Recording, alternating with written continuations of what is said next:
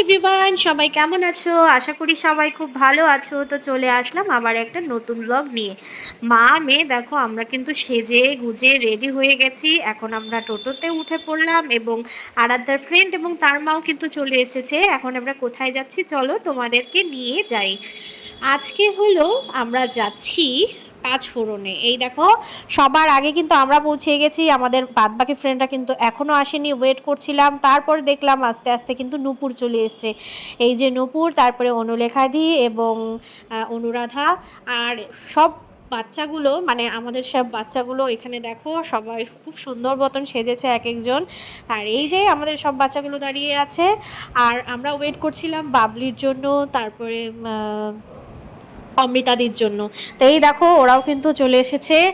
আজকে কিন্তু আমাদের এখানে বার্থডে সেলিব্রেট করার জন্য আমরা এখানে সবাই মিলে কিন্তু উপস্থিত হয়েছি। বার্থডেটা হলো রেবাদি এবং নূপুরের। আমার শ্বশুরমশাই মারা যাওয়ার সময় নূপুরের বার্থডেটা ছিল, তো তখন আমরা সেলিব্রেট করতে পারিনি। তো আমাকে ছাড়া কেউই সেলিব্রেট করবে না, তো ওর জন্য আজকে কিন্তু দুজনের বার্থডে একসঙ্গেই সেলিব্রেট করা হচ্ছে। তো কেকও চলে এসেছে, তো আমি কেকের সঙ্গে একটু ফটো টটো উঠে নিলাম। তারপরে এই দেখো কেক কাটা হচ্ছে। Happy birthday to you, happy birthday, happy birthday, happy birthday to you, happy birthday to you, happy birthday to you. Cake cutting হয়ে যাওয়ার পর কিন্তু সবাই মিলে বার্থডে গার্লদেরকে কেক খাওয়াচ্ছিলাম। আর এই দিকে দেখো বাচ্চাগুলো, মানে ওরা কোথাও গেলে একটু চুপচাপ থাকে না। তো পরে কিন্তু আমাদের খাবার চলে এসেছিল।